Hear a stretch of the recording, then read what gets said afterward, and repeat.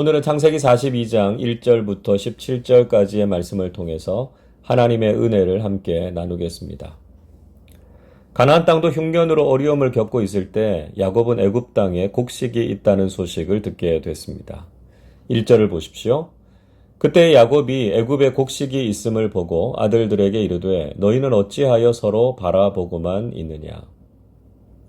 야곱은 자신의 아들들에게 애굽에 곡식이 있는데 왜 아무것도 하지 않고 있느냐고 책망하고 있습니다.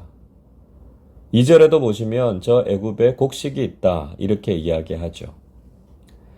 애굽에 곡식이 있다는 소식은 단지 그들이 배고픔을 해결할 길이 열렸다는 것만을 의미하는 것은 아니었습니다. 이것은 장차 죽은 줄로만 알았던 요셉을 다시 만나게 될 것이라는 복된 소식이기도 했죠. 물론 야곱과 그 가족들은 그 내용을 다 알지 못했습니다. 그러나 하나님께서는 애굽에 곡식이 있다는 소식을 듣게 하심으로써 그들이 요셉을 다시 만날 수 있도록 인도해 주셨음을 볼 수 있습니다. 지금 우리 주변에서는 여러 가지 사건들이 일어나고 있습니다. 질병으로 인해서 일상이 무너지는 일들, 자연재해로 인해서 큰 피해와 어려움을 겪게 되는 일들, 국가적이고 전 세계적인 사건들을 만나게 됩니다. 우리는 그 일들을 통해서 장차 무엇을 경험하게 될지를 잘 모릅니다. 그러나 하나님께서는 이 모든 일들을 통해서 하나님께서 하시려고 하는 일들을 이루어 가실 것입니다. 우리는 지금 당하고 있는 여러 가지 상황 속에서 하나님께서 어떤 일들을 계획하고 계신지를 깨달아야 한다는 것이죠. 하나님께서는 당신의 사랑과 긍휼로 우리를 위해서 일하고 계십니다. 단지 겉으로 드러난 상황만 보고 낙심하거나 절망하지 말고 그 속에서 하나님께서 이루실 일들을 믿음의 눈으로 바라보시기를 바랍니다. 분명히 지금은 우리에게 고난과 어려움이 더 크게 보입니다. 그러나 그 과정 속에서 하나님께서는 우리의 죄와 악을 제거하시고 하나님의 회복과 일하심을 경험하게 하실 것입니다. 우리는 이 모든 일들 속에서 하나님의 선하심을 믿고 하나님께서 하시는 일들을 기대하실 수 있기를 바랍니다. 그렇게 요셉의 10명의 형들은 곡식을 사기 위해서 애굽으로 내려갔습니다. 이 과정에서 막내였던 베냐민은 아버지 야곱과 함께 있었습니다. 4절을 보십시오. 야곱이 요셉의 아우 베냐민은 그의 형들과 함께 보내지 아니하였으니 이는 그의 생각에 재난이 그에게 미칠까 두려워함이었더라. 자, 이 장면에서 야곱의 편애가 아직 사라지지 않았음을 볼 수 있습니다. 이전에 야곱이 요셉을 편애했던 것이 화근이 돼서 요셉이 자신의 형들의 미움을 샀고 또 결국은 가정에 비극이 생기지 않았습니까? 그러나 야곱은 여전히 베냐민을 편애했고요. 애굽으로 보내지 않았습니다. 물론 야곱에게는 요셉을 잃은 트라우마가 컸을 것이라는 걸 이해할 수 있습니다. 요셉에게 닥쳤던 재난이 베냐민에게 또 닥치면 어떡하나 하는 염려가 있었을 것입니다. 인간적으로 이해할 수 있는 부분이 있기는 하지만 이런 아버지의 모습은 여전히 형제들의 관계 속에서 또 하나의 갈등 요소로 남을 수밖에 없었습니다. 그렇게 요셉의 형들은 애굽 땅으로 내려가서 요셉을 만났습니다. 6절 보십시오.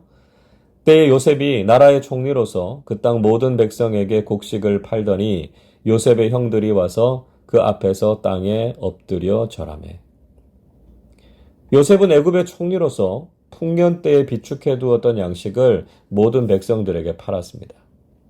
그때 요셉의 형들이 요셉 앞에 와서 땅에 엎드려 절을 했습니다. 13년 전에 꾸었던 꿈이 드디어 현실로 이루어지는 것을 경험했습니다.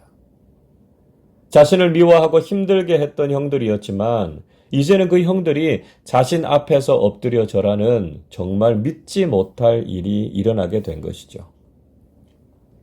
이 장면을 묵상해 보면서 저는 우리 한국교회의 회복에 대한 비전을 보게 됐습니다. 요셉을 미워하고 공격했던 형들이 요셉 앞에서 엎드려 절을 한 것처럼 교회를 미워하고 조롱하던 세상 속에서 교회가 존귀하게 되는 비전 말입니다. 지금은 사람들이 교회를 비난하고 공격하고 있습니다. 부당한 공격도 많고 우리의 잘못 때문에 받고 있는 것들도 있습니다. 그러나 이러한 현실에 낙심하지 말고 하나님께서 한국교회를 존귀하게 회복시키실 비전을 가지실 수 있기를 바랍니다.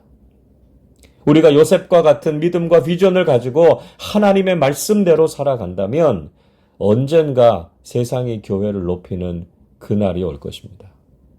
교회가 세상 앞에서 존귀하게 될 그날을 소망하면서 거룩하고 정결한 주님의 교회로 설 수 있기를 바랍니다. 요셉은 과거에 자신이 꾸었던 꿈을 기억했습니다. 9절을 보십시오. 요셉이 그들에게 대하여 꾼 꿈을 생각하고 그들에게 이르되 너희는 정탐꾼들이라 이 나라의 틈을 엿보려고 왔느니라. 요셉은 그들에 대해서 꾸었던 꿈을 생각해내고 어떤 일을 하고자 했습니다. 그런데 요셉은 단지 그 꿈을 자기중심적이고 이기적으로 풀지 않았습니다. 만약에 요셉에게 그런 마음이 있었다면 어떻게 했겠습니까? 형들에게 자신이 누군지 아느냐고 물었겠죠? 자신이 요셉임을 밝히면서 형들이 두려워 떠는 모습을 지켜봤을 겁니다. 그리고 자신이 당했던 일에 대해서 형들에게 복수하지 않았겠습니까? 결국 자신의 꿈을 가로막으려고 했던 형들에게 자신의 꿈이 이렇게 이루어지게 됐다라고 하는 것을 과시하려고 하지 않았겠습니까? 그러나 요셉은 전혀 그런 마음이 없었습니다. 요셉은 자신이 애굽에 팔려오면서도 형들을 미워하기보다는 깨어진 형제 관계에 대해서 염려했습니다. 자신이 역기능적인 가정에서 상처를 받은 것을 생각하면서 자신의 가정이 불행해질 것을 걱정했습니다. 지금은 가족들과 멀리 떨어져 있지만 자신의 가정이 잘 회복되기를 소원하는 마음이 있었습니다. 그래서 형들을 만났을 때 자신의 가정을 회복하기 위해서 자신이 무엇인가를 해야 되겠다는 생각을 한 것이죠. 요셉은 일단 양식을 살아온 형들을 정탐꾼으로 몰았습니다. 그들이 악한 의도를 가지고 애굽에 온 것이 아니냐고 추궁했습니다. 그러나 요셉의 형들은 절대로 자신들이 정탐꾼이 아니고 그저 곡식을 사러 왔을 뿐이라고 말했습니다. 10절 11절 이렇게 말씀합니다. 그들이 그에게 이르되 내 주여 아니니이다. 당신의 종들은 곡물을 사러 왔나이다. 우리는 다 한 사람의 아들들로서 확실한 자들이니 당신의 종들은 정탐꾼이 아니니이다. 그러나 요셉은 계속해서 그들을 정탐꾼으로 몰아갔습니다. 아마 이 과정 속에서 형들은 억울함을 느꼈을 것입니다. 자신의 말을 도무지 믿어주지 않는 요셉에게 도대체 어떻게 진위를 설명해야 할지 답답했을 것입니다. 형들은 그동안 요셉이 느꼈던 심정을 조금이라도 느껴야 했습니다. 꿈 때문에 형들의 미움을 사고 또 팔려가는 요셉의 마음이 얼마나 답답하고 억울했을지를 이런 상황을 통해서 아마 조금은 경험했을 것입니다. 요셉의 형들은 자신들의 결백을 밝히기 위해서 자신들의 가족 이야기를 꺼내게 됐습니다. 13절 보십시오. 그들이 이르되 당신의 종 우리들은 12형제로서 가나안 땅 한 사람의 아들들이라. 막내 아들은 오늘 아버지와 함께 있고 또 하나는 없어졌나이다. 요셉은 형들의 이 말을 통해서 몇 가지 사실을 확인할 수 있었습니다. 우선 아버지인 야곱이 살아계시고요. 자신의 동생 베냐민도 아버지와 함께 있다는 사실을 알아냈습니다. 아마 이 이야기를 듣고 요셉은 정말 감사함을 느꼈을 것입니다. 사랑하는 아버지와 동생을 다시 만날 수 있다는 소망도 생겼겠죠. 요셉은 자신의 동생을 만나기 위해서 형들을 다시 다그치기 시작했습니다. 15절 보십시오. 너희는 이같이 하여 너희 진실함을 증명할 것이라.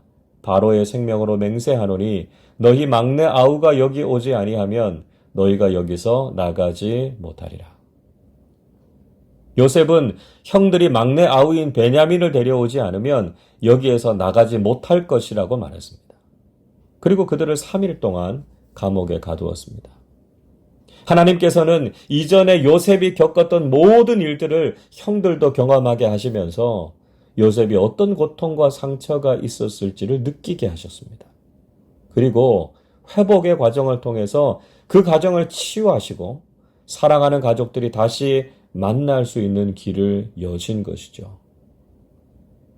여러분, 하나님께서는 지금도 우리가 다 알 수 없고 볼 수 없지만 하나님의 선하신 뜻과 계획을 이루어가고 계십니다. 우리는 지금 일어나는 일들이 어떤 의미와 결과를 가져올지 다 알 수 없습니다. 그러나 하나님께서는 온 세계를 경영하시고 여러 가지 사건과 일들 속에서 하나님의 뜻을 보여주십니다. 우리는 믿음의 눈으로 하나님께서 하시는 일들을 바라보아야 합니다. 그리고 결국은 하나님께서 그 선하신 뜻을 이루시고 우리를 회복시키시고 은총을 베풀어 주실 것을 믿어야 합니다. 우리가 바로 그런 하나님의 일들을 기대할 수 있어야 한다는 것이죠. 지금 우리에게 일어나는 일들 속에서 하나님의 크고 놀라운 일들을 바라보실 수 있기를 바랍니다. 결국 하나님께서 우리의 삶과 관계를 회복시키시고 하나님께서 이루실 귀하고 아름다운 일들을 경험하실 수 있기를 바랍니다. 그래서 우리가 이 모든 일들을 통해서 하나님께 영광을 돌리고 하나님의 사랑을 더욱 깊이 경험하실 수 있기를 주님의 이름으로 축원합니다. 기도하겠습니다. 우리를 사랑하시되 깊고 풍성하게 사랑하시는 하나님께 감사와 찬양을 드립니다. 하나님께서 요셉의 꿈을 이루시고 그의 형들을 요셉 앞에 엎드려 절하게 하신 것처럼 하나님께서는 우리에게 주신 꿈과 비전을 이루게 하시고 세상 속에서 저희들을 존귀하게 하실 것을 믿습니다. 비록 지금은 교회와 그리스도인들이 세상의 비난과 조롱 앞에 서 있지만 주님의 교회를 영광스럽게 하실 그날을 소망하며 기도합니다. 우리에게 있는 모든 죄와 연약함을 씻으시고 세상 속에서 영광스러운 교회로 우뚝 서게 해 주옵소서. 요셉의 꿈을 통해서 그 가정을 회복시키시기를 원하셨던 하나님, 깨어진 우리의 가정과 관계도 하나님의 섭리 안에서 새로워지게 하셔서 우리의 가정이 아름답고 행복한 공동체가 되게 하여 주옵소서. 혼란스럽고 위태로운 세상 속에서도 보이지 않는 하나님의 선하신 뜻과 섭리가 있음을 믿게 하시고 그것을 기대하면서 살아가게 해 주옵소서. 감사드리며 우리 주님 예수 그리스도의 이름으로 기도하옵나이다. 아멘.